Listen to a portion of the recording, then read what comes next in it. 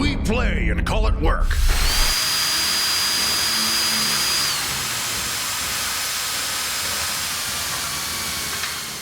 Hey everybody, Matthew and Steve here from MiniWarGaming.com, and welcome to another discussion video. Today we are going to be revisiting another discussion video about Age of Sigmar, and this time we're going to talk about Hordes.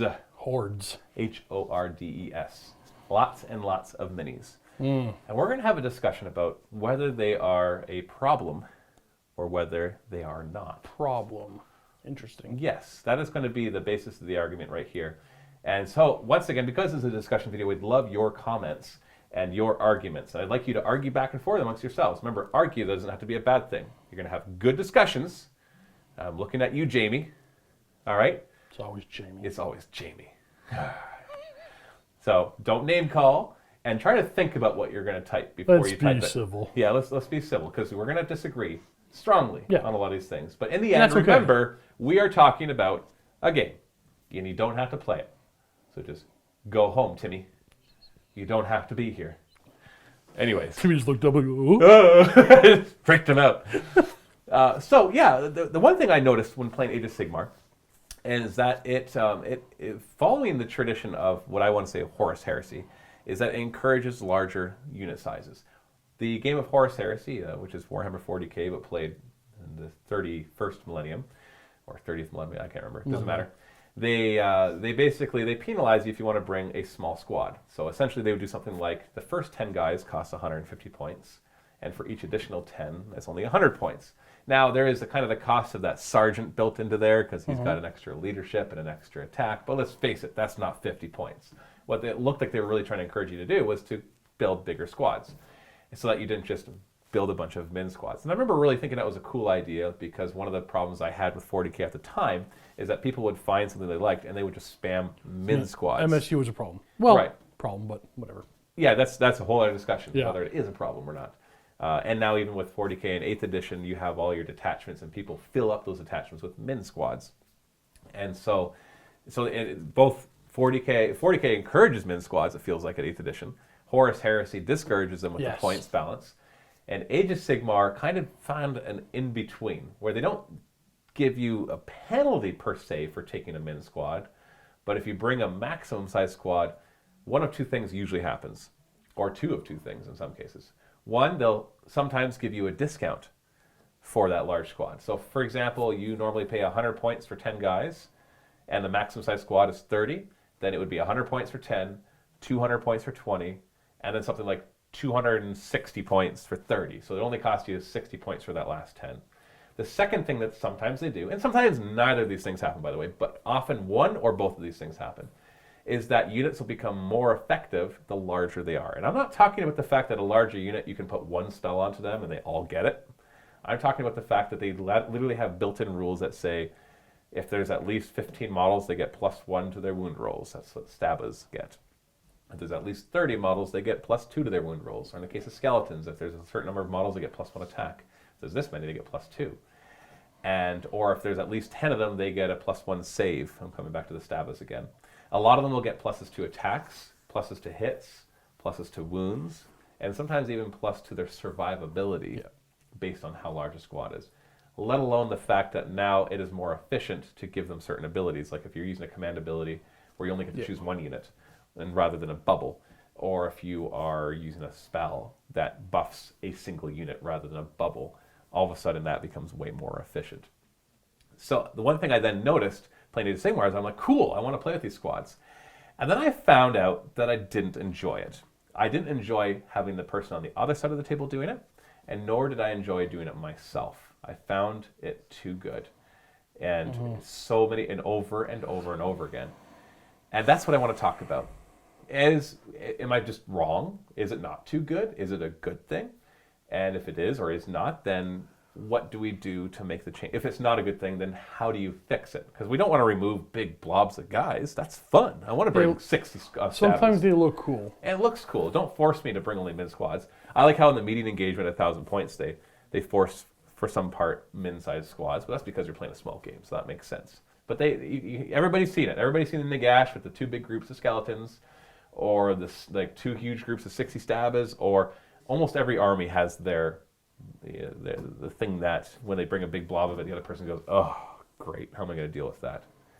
So let's talk about that. Steve, do you think it's a problem? Okay, so oh man, I don't know how to answer. Yes, but yes, why? There are so many factors into this as to why they are, or at least perceived really strong. Okay, like where do you even begin on this? There core mechanic changes to the game from Warhammer. Okay, no, that's a bad argument, but I'm gonna make it. I don't care. Good way to preface an argument. I know. Okay, so we're seeing. Okay, you brought up the Gits, the Grots, right? The Goblins.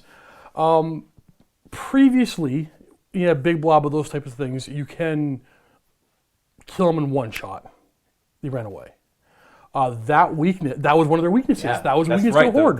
Just the whole bravery in the battle shock mechanic, right? The Horde gives them that much more bravery. Yeah, but the bigger in Age of Sigmar, when it comes to the battle shock phase, what you do is you roll a d6, you add the number of guys that were killed that turn only, and you compare it to the bravery, and whatever you beat it by, that many more runs. So if you have a bravery of 5 and 7 guys had run, you roll d6 and add 7, and so you're basically going to lose 2 plus d6 more when you do the math. But if your unit is at least 10 or bigger, you get +1 bravery for every 10. Yeah. Is that really a problem, though? Is that the problem? No, that's one of many things that are compounded to the problem. Secondly, because if you kill 30 grots, who cares if the last 30 have +3 I'd bravery? be happy to kill 15 of them, yeah, and exactly. But then you get that one command point, it'll just make them hold. There's another one. So Inspiring Presence. Inspiring Presence. Or some equivalent in some other armies as well. And the biggest one is, again, I'm talking about a change from Warhammer Fantasy, but the biggest problem with Hordes is there is a set wound statistic in this game. I'm not saying that's a problem for the game. Actually, it's pretty cool. I think it's fun. It makes the game fast. It's fine.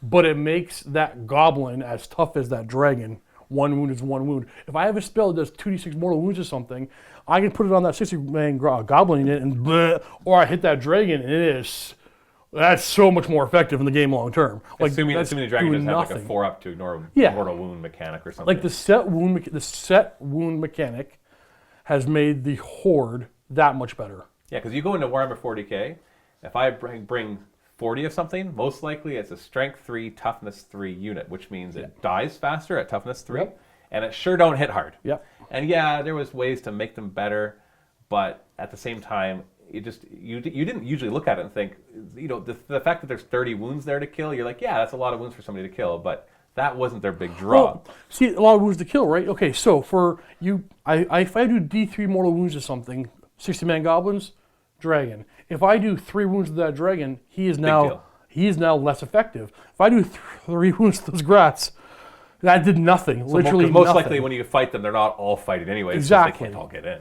Exactly. And then, not a problem for the Horde as a whole, but what makes the Grots that much worse is the 25 mil base. And the most effective Hordes, excluding the Hearthguard, the most effective Hordes are on 25 mil bases. Yeah. The Hearthguard Berserkers, they have a 2-inch reach, so that's why you're discounting them. If they had only 1-inch reach, that would mitigate a lot of their problems. You take those Grots and you put them on a 32 mil base, and they're not that much scary. They're not scary yet. Like they're not going to kill anything. They're not going to die. They're not going to kill much. Right. So not only these you're not actually suggesting we put them on 32 mil. No, it wouldn't work. No, it wouldn't. Just give them a 1/2-inch reach. So I never thought of that. That's actually not a bad idea. But like the Horde is super hard to kill, but it also can kill anything. Like those 40 skeletons, man, can they munch through things. Yeah. Well, that's all. Yeah, the skeletons are one of the bigger offenders in my mind. You start getting extra tax on that. Because there's a few, like you said, there's a lot of things that compound. Yeah, it's a bunch of rules coming together. Inspiring Presence is the first problem. Actually, here's a question then, because would you get rid of Inspiring Presence or severely change the mechanic of it? Like, for example, Inspiring Presence gives +5 bravery instead of just straight up they pass battle shock. Because if you have a 10-man squad of Hearthguard Berserkers at bravery 8 and you lost 5 of them, you're like, crap, I want to Inspiring Presence so they don't run.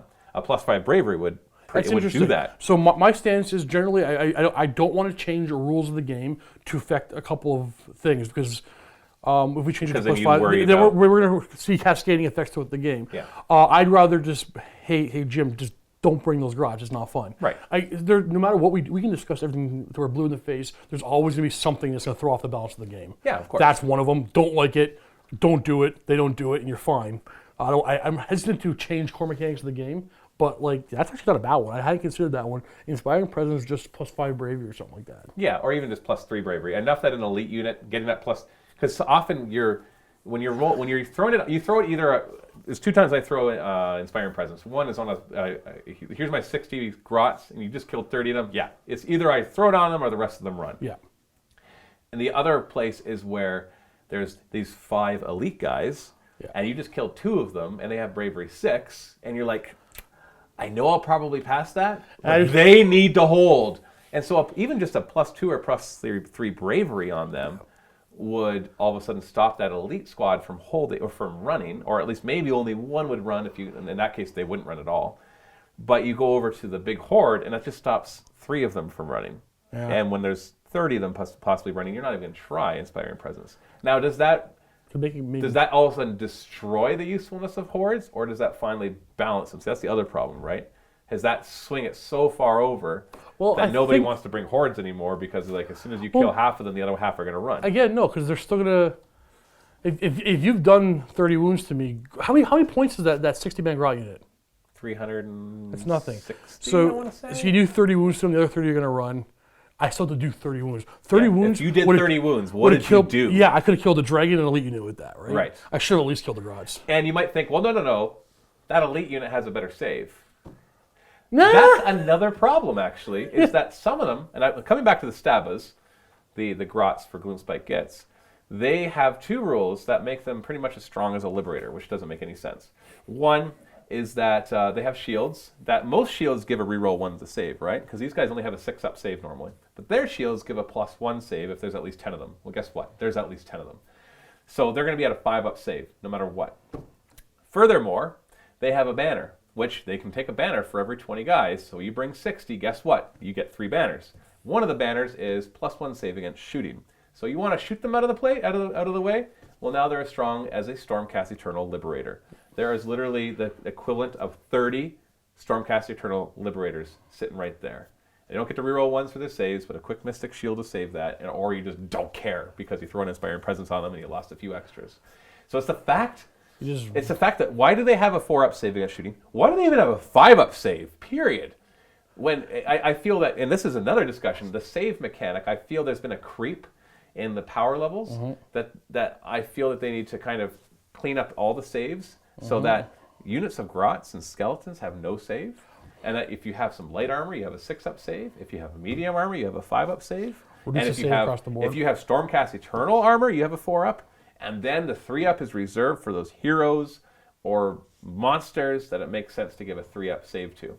Because that to me is a big difference there, is that they become, in 40k, a blob is not survivable. There's 30 of them, they're all toughness 3, they probably have a 6-up save. Guess what? You're gonna have there's so many AP -1 weapons and -2 weapons and -3 weapons that you're just like, here, heavy bolters, they're gone. The the wound attacks ratio here is imbalanced. Like in 40k, there's plenty more attacks than wounds in the game. You know what I mean? You're always throwing your attacks. Now, you were talking just Grots there. I mean, you can run them forward and then hold up forever. They might not kill forever. Forget about killing power. What if Inspiring Presence was just like wholly within? That might help a little bit, but whatever. So yeah, they're going to survive. There's a couple of other worst offenders. I don't know. What's the worst horde? Biggest offender. Skeletons was the big one for a long time. A big board. Maybe still is. It's hard to say. Potentially, but there's combos like the fact that they can spend a command point and bring it back. The fact that's that why that's why they let them fight twice. The fact that they get more attacks, the more they're. I get the idea behind it. I get the idea that the more there are, the more effective they become because they're like overrunning you as a horde, and so they're trying to simulate that. But they don't. There's already so many built-in advantages to having lots of guys. Why are those 40 skeletons more deadly to my army than the big bad vampire and a dragon? Or 4 units of 10 skeletons. They should be just as powerful and have just as much staying power as that unit broken up. Because when you put it together, you already gain benefits. Like we've already talked about. 1, they're already given a points discount. Maybe that needs to go away. 2, now every ability and spell that targets a single unit is now ridiculously effective. Now, there are some spells that debuff a single unit, but that's not as common as the spells and abilities that buff a unit. Another one, Witch Elves.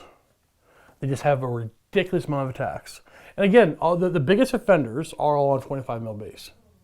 And Hearthguard Berserkers. They're on 20. They're on 32. Because Hearthguard Berserkers, you get your last 5 for free. Well, they gave you that 2-inch reach, which really put them over the top. Yeah, but then they also gave them a battalion that lets them fight twice. Yeah. And it's a really, really good Maybe- battalion because it only is filled with stuff that you'd want to bring I anyways. hadn't really put that much thought into this discussion until we started this thing here. Again, those 3 units for me were the biggest offenders. Like, I hate fighting against them. But maybe we should get rid of Horde. Would the game suffer? Or, here's my suggestions, because I like big blobs. And Well, I you cannot know- lie. you know- So, basically, okay, we've already suggested one thing. So, let's make a list of suggestions. So, Games Workshop, if you're listening, any writers are listening, here's our suggestions, because we're experts. 100%. Well, we're professionals. We're paid to do this. You just paid me. Yeah, so that makes us professionals. Experts, it's up in the air. Anyway, I've played I've played many games, many a game of Age of Sigmar, so I know exactly everything that the writers go through. No, I don't, obviously. Anyway, so Inspiring Presence, would it hurt that to switch it to a +3, or I'd say +3 Bravery, that's plenty. Make it so Inspiring Presence is +3 Bravery for that battle. I would like phase. to see just potential thought out there, maybe a D6. Add D6 Bravery? Yeah. Well, that's just, sure, whatever. Whatever, yeah. But It basically is something that will definitely benefit an elite unit and be way less useful to a horde. It Yeah. could still be useful to a horde. Like maybe there's only 3 of them left, and there was 6 of them. Maybe it's later in the game and they're down to an elite size unit, so losing. But I'm with you. I like that. So I like Inspiring that. Presence I only like giving +3 Bravery. First it. one. Second one, no points discount for the maximum size. I agree.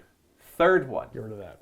get rid of every single War Scroll mechanic that buffs the unit for having more of the unit. Never gonna happen. But I agree. No. We're not talking about what's going to happen. We're talking about what we would do. Oh, sure. So well, then there's honestly, no. Well, hold on. There might be an easier way of doing that. Why not just put a? You got it backwards here. How much does 10 grots cost? So you just make them more expensive for the first 10? The more the more you add, Hold on. the more you add, the more expensive they are. Oh, I see. Yeah, well, that's just a points balance. So we've already gotten rid of. If we're saying we're just getting rid Yeah, of but then the again, horde. you can still have that one unit and be fine. It's still too good. Yeah. Yeah, Points there's increases are gonna help. It's not about if you need to balance a squad, you need to balance a squad. Points increase, decrease, whatever. I'm talking about just discouraging. Just don't give a discount for those last 10 or 20 or 5 or whatever it is. Agreed. So there's Get rid of that. Yeah, because you're already getting all the other benefits. So because if you have nothing, if there's nothing on the War Scroll that says they get a bonus for having more guys, if there is nothing points-wise that give them a balance, you still have the following advantages. 1, your bravery is higher in the battle shock phase. 2, every positive affecting spell or command ability now affects you way better. 3, you have less drops. 4, any ability from War Scrolls, and I'm thinking of the Hearthguard Berserker one in particular, allows you to then have that ability work better on that unit. So that's kind of the first one, any abilities or spells. So those 3 things. The abilities and spells being more effective because they can, like even just a Mystic Shield all of a sudden is way more effective on a 40-man squad than on the same unit that would be only 10 split up between 10s. I'm not comparing one unit to another.